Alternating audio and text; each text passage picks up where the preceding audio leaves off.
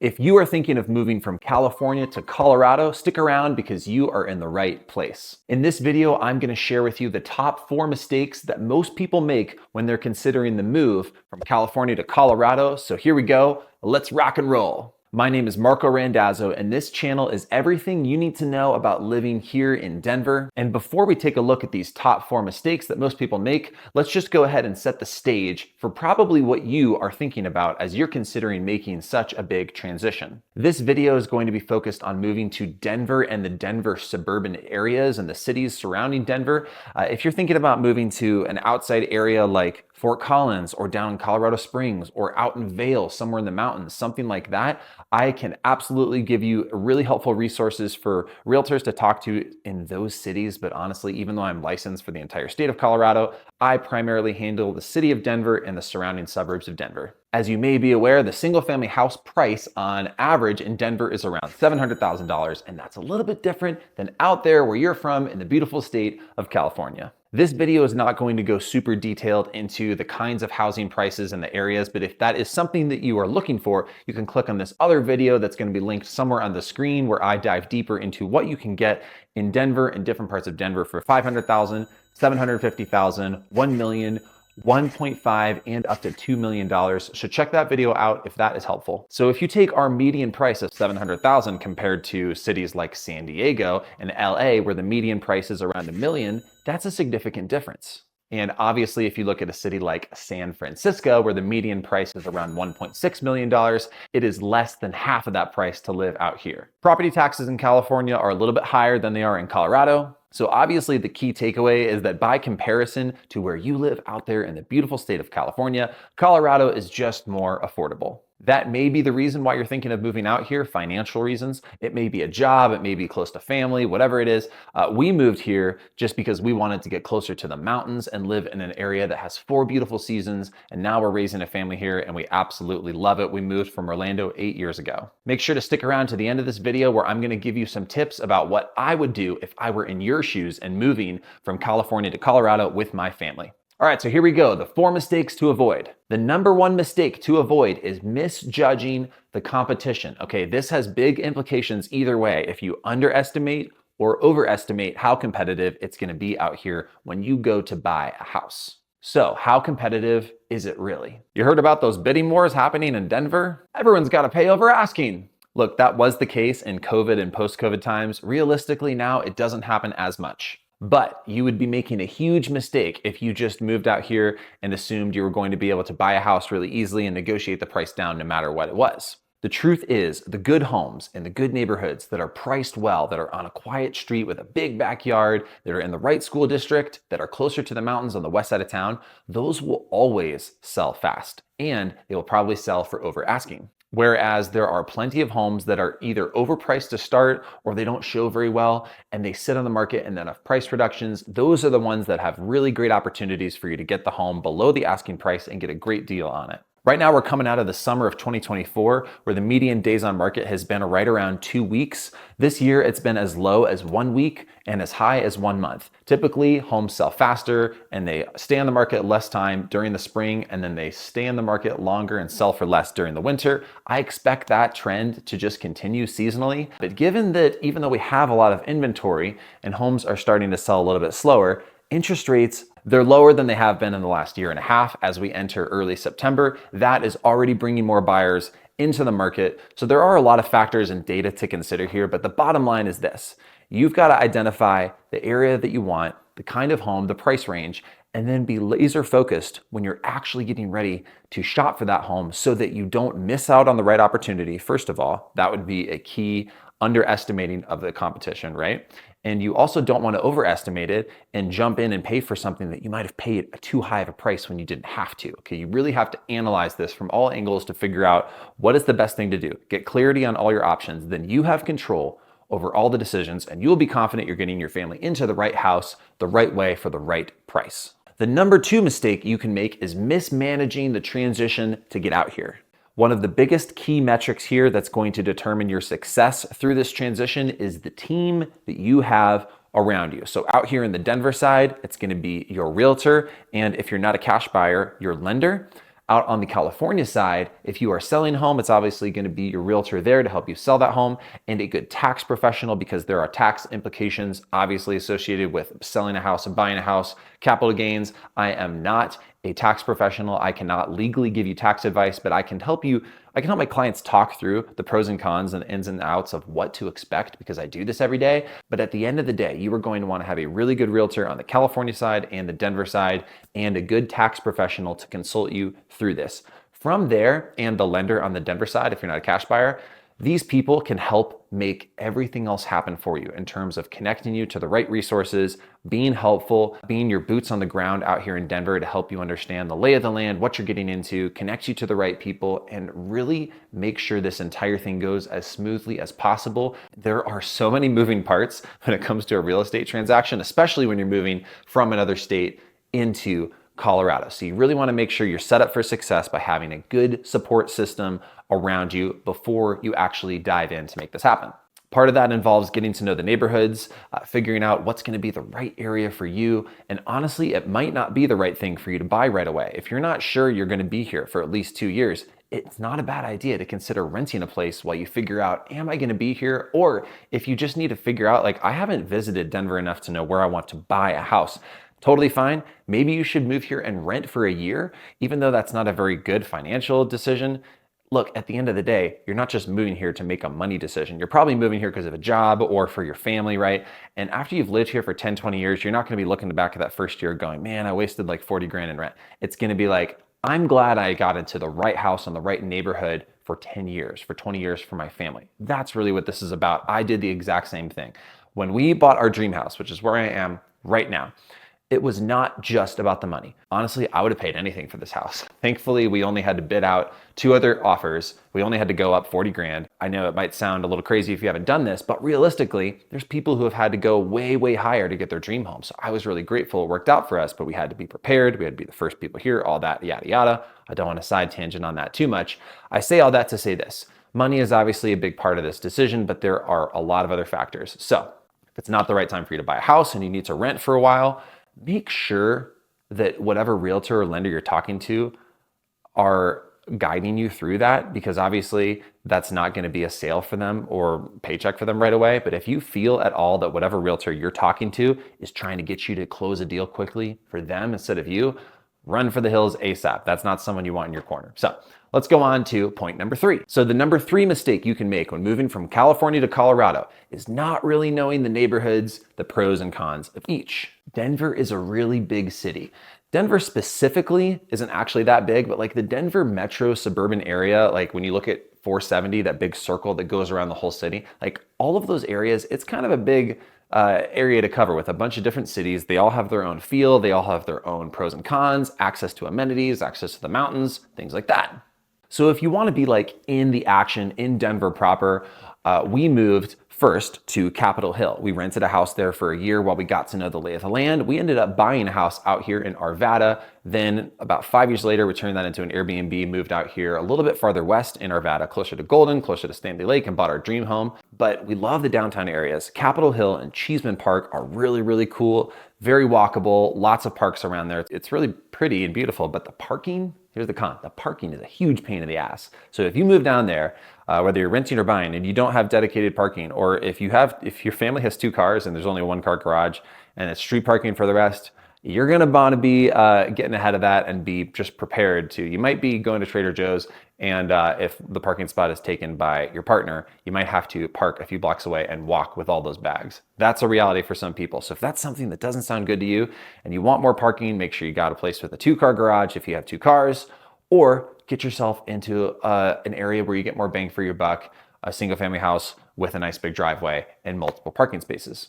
Other very cool areas around the Denver area are the Highlands. So if you go just like northwest of I-25, so you're getting out of where like Coors Field and Union Station is and all of that, Then you get to the Highlands, and this is one of our favorite areas to go for date nights. There's a restaurant called Linger. We just went there last week. The rooftop is beautiful. It's amazing, but it is hella expensive to live down there, okay? But it's a really great area. Lots of condos and townhomes. That's primarily what most people get around there. But there are some really nice single family houses over in Sunnyside or in Berkeley. A lot of them are smaller, but if you want like the bigger single family house to live in this area, it's gonna cost you at least $1 million to get something that's in good shape. So Highlands, Lower Highlands, West Highlands, Sunnyside, and Berkeley, this is all kind of the Highlands area, but each of these neighborhoods have their own pockets and feel. Generally speaking, it's a very cool part of town. You're really close to downtown. It's right where I-25 and I-70 are, so it's easy to get anywhere you need if you're going North Denver, South Denver, out east towards the airport, or out west towards the mountains,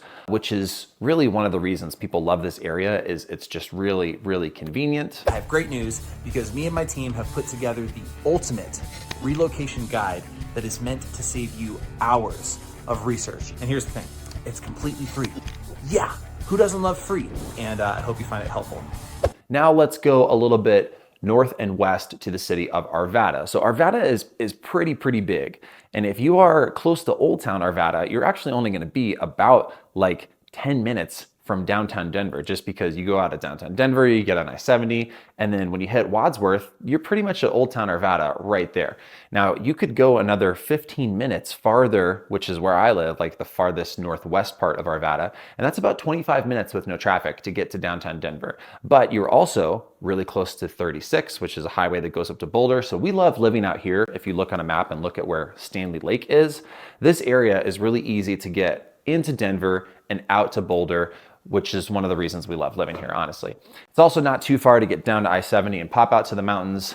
Generally speaking, the farther west you are, the closer to the mountains you are, the more mountain views. Also, the more expensive houses get, but that's like the reason we moved here, and it's one of the reasons a lot of people want to move to Denver is to be close to the mountains. So Arvada is really big. It's very diverse. If you need a less expensive home, you could go farther east towards Arvada. Or towards Denver. And if you go farther west towards Arvada, things get more expensive as it gets towards Golden, but it's really beautiful. Wherever you are in Arvada, you're probably not gonna be more than 10 or 15 minutes from Old Town Arvada, and that's another reason we love it out here. It's a cute little downtown area, but it's not tiny. Like, it's actually pretty big. There's lots of shops, restaurants. After COVID, they like closed off a lot of the streets and made it so it's just walking traffic, which for dads, I love that because we got our double stroller and we can roll around there with the kids for like festivals. We just went down there for a farmer's market a couple weeks ago. It's fantastic. So Old Town Arvada, it's really nice to have that like small town feel for like festivals or concerts or going out to restaurants or going on date nights, things like that. Whereas you're still like a suburb of Denver. We're still close to Denver. We're still part of Denver, but it has its own feel. So Old Town Arvada, very cool. The houses around there, generally, they're smaller. A lot of them are built in the 50s and they're really expensive. So like, that's not like where we were looking, because if you go just a little bit farther outside into Arvada, you get a lot of bang for your buck. That's where I bought our first house. It was called Club Crest. It's on 80th and Wadsworth. And it was about an 8-minute drive to get to Old Town, and we loved it. Not gonna spend too much more time in this section, but we'll hit some of the other areas of town just so you get an idea of the lay of the land. If you keep going west, you get to Golden. Now, Golden is also really big, but the downtown Golden area is super cool. That's where you've got this big sign that says like, welcome to Golden. It's got this country kind of cowboy feel. Lots of shops and restaurants on that strip. And one of our favorite places to go in Golden is a little bit farther south of the downtown area. It's called Bonfire Burritos. If you live in Denver, I'm sure you've had Bonfire Burritos. They sell them all over the place. They are the best burritos in town. But Golden specifically is really cool because it sits right up against the foothills, and that's where the Coors factory is, which sits right in between North Table Mountain and South Table Mountain. So there's these two mesas that rise up. After you, there's like all the big mountains and then the foothills, and then it gets into Golden, and then there's these two mesas that are actually in Golden. It's like in town. They're not even in the mountains. But when you're in between the two table mesas and the foothills, there's this beautiful park. That's where downtown Golden is. And it just kind of feels like you're in the mountains, even though you're really just in a suburban city of Denver.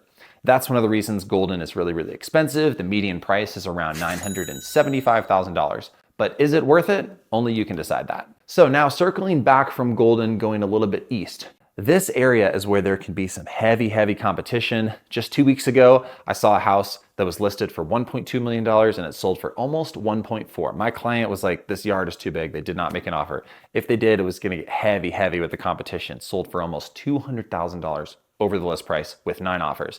That still sometimes happens, even in 2024 in the interest rate environment with the inventory that we have. Why does that happen?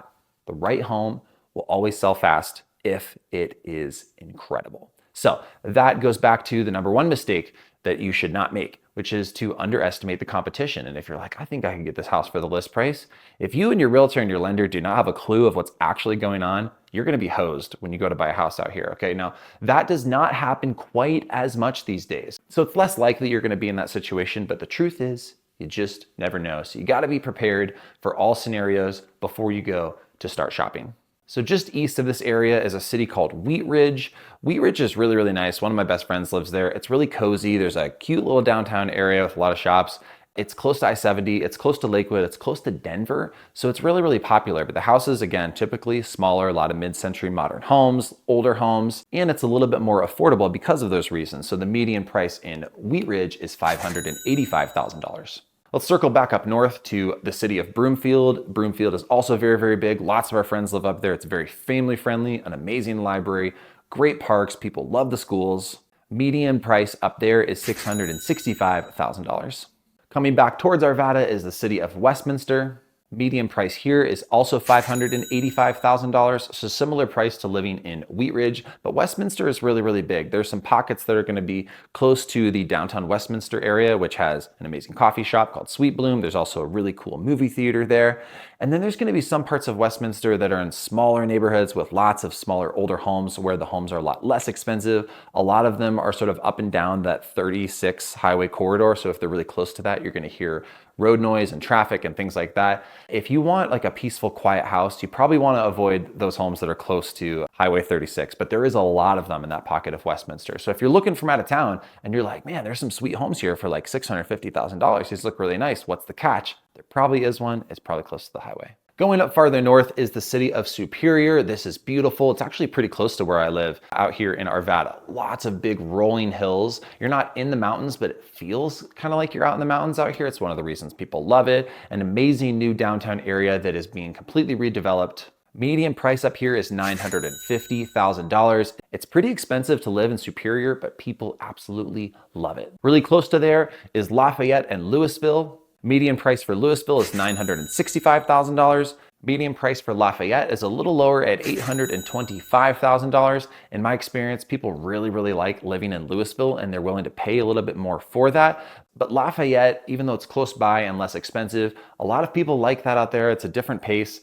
All of these areas, Lafayette, Louisville, Superior, this is Boulder County, by the way, which is why things just get more expensive in Boulder County as opposed to Denver County or Jefferson County. So you want to keep that in mind. Boulder is really cool. We visit there. I have an office there. It's amazing, but it is hella expensive to live in Boulder compared to Denver. I'm going to cover all of that in a different video. Let's swing back down to the city of Lakewood. Median price, $670,000. Lakewood is really big. Again, very diverse. People like being close to Belmar. It's a big shopping district, outdoor mall, that kind of thing. There's a big area called Green Mountain, which is, again, one of those, like, it's not a mesa, but it's like a big hill that's in the middle of Lakewood that kind of feels like you're out in the mountains. It's really pretty. Going down to Littleton, median price is $710,000. Littleton is a very old, historic downtown area, lots of charm, smaller houses around there. But Littleton has lots of other areas with bigger houses, bigger lots. It also can get very expensive. Close to here is where the Chatfield Reservoir is. We love going down there to visit. You can hike down there. There's an amazing dog park. You can swim. You can camp there. We've done all of that and it's great. And it's fantastic because there's not a lot of water out here. If you're moving from California to Colorado, maybe water's not your favorite thing. Or maybe you just want to get out to mountains more than water. That's what we did. We moved from Orlando, Florida, where it's basically one big swamp surrounded by water everywhere, to get to the mountains, or close to the mountains, and it's dry out here. There's not a lot of water. It's one of the biggest cons of living here. We still love it. We're close to Stanley Lake. Getting back to what I'm talking about in this point for Littleton is you've got the Chatfield Reservoir. So it's really big, and it feels like, great, I got all this water and mountain views, kind of best of both worlds. There's a lot of different suburban areas of Denver, a lot of cities we could talk about. For the sake of this video, we're gonna pause it right there. The number 4 mistake people can make when moving from California to Colorado is looking too far east. So generally speaking, the farther you get from the mountains, the less expensive homes get. Now that is not always the case. There's an amazing community in Southeast Aurora called South Shore where the homes are newer and they're big and they're pretty expensive. So it's not just a blanket statement, but generally speaking, those areas over Centennial, DTC, Aurora, and then out towards the airport, all of them get a little less expensive than if you're going west. Now, if you are a first-time homebuyer or if you are constrained by a certain budget and you really need a single-family house and you can't really go above $600,000, you might want to look out east because you're going to get a better home. But a lot of people have this dream of living with like mountain views off their porch and they're able to just walk out their door and go hiking and get into Denver. It doesn't really exist unless you're in West Arvada or Golden or Morrison or maybe in Evergreen, places like that. But in my experience, most people end up moving here and getting a place that's just on the west side of town: Wheat Ridge, Arvada, Broomfield, Boulder, Superior, maybe Morrison, maybe Lakewood or Littleton. And then you're close to the mountains, you can see them, but you're still close to Denver. This is sort of the best of both worlds. This is how you can have true Denver living and then just pop out on I-70 and get to all the ski resorts. Okay, so check this out. Hey guys, it's Marco. As much as I love making these videos, there's something I love even more, and that's helping people from all over the US relocate here to Denver successfully. I've helped countless families relocate here. So if that's you and you're thinking about making a move here, 1 month, 6 months, or even a year, don't hesitate to reach out. Okay, so my information is going to be linked in the description below in case you missed the pop-up on screen. And I look forward to connecting with you and helping you to get all of your options very clear as you consider moving here to Denver. All right, wrapping this all up. What would I do if I were moving my family here now? I'll tell you what I would do. I am of the opinion that the best bang for your buck and the best value if you're wanting to get into a house that you're going to be in for a long time, especially if you have kids, especially if you have a family, is going to be in that $1 million to $1.3 million price range. We did the exact same thing. It's how we got this dream house and we love it. We're going to be here for a very, very long time. You got to pay to play, as they say. And we were happy to do that. So if you want to live like in the Denver area, that budget goes a lot farther if you get like a half duplex. So a lot of these half duplexes around Sloan's Lake or the Highlands area are going to be really, really nice and pretty much brand new in that like 1 million, 1.1, 1.2 price range. Now, it's still a single family house, but it is going to be attached, but still lots of them have yards. They've got a 2-car garage. They're great. If you go into a single family house, the dollar just goes, does not go quite as far. Now, that's not always the case. It just depends on the neighborhood. But if you want a single family house for that price range and you go out into, there's not as many in Wheat Ridge in this price range really, but if you go out into Arvada or Broomfield or West and Littleton, the 1 million to 1.3 price range, maybe 1.4 or 1.5 gets you a really, really nice house. You obviously can go into a higher price point if you want, but for a lot of people that don't want to break the bank and they really want to have a nice house without an insane mortgage, in that price range is probably what I would be looking at if I were you. Obviously, all of this depends on your job and your income and what's right for you financially, but that's what we did and that's what I would do if I were you. Also, something that was super important to us was having a house with no neighbor behind us. So we bought a house that like backs up to this beautiful park. We have privacy. It is amazing to be playing with my dog and my kids outside and not have like all my neighbors like up in my business. Know what I'm saying? That's how our first house was. And it was fine for a while, but I did not like that very much. My experience tracks with what a lot of my clients are looking for as well, where you might want to back up to a park or have a big lot, just some general privacy so people can't see into your house from all angles, or it feels like you can just breathe and relax in your own space in your backyard. All right, so that's gonna do it for this episode, the top 4 mistakes to avoid making when considering the move from California to Colorado. I hope you found it helpful. If you have questions about anything we talked about in this video, leave a comment below or you can reach out to me directly. I would love to be a very, very helpful resource for you as you consider this transition for your family. Once again, my name is Marco Randazzo with 8Z Real Estate right here in Denver. Thanks again for watching. Peace.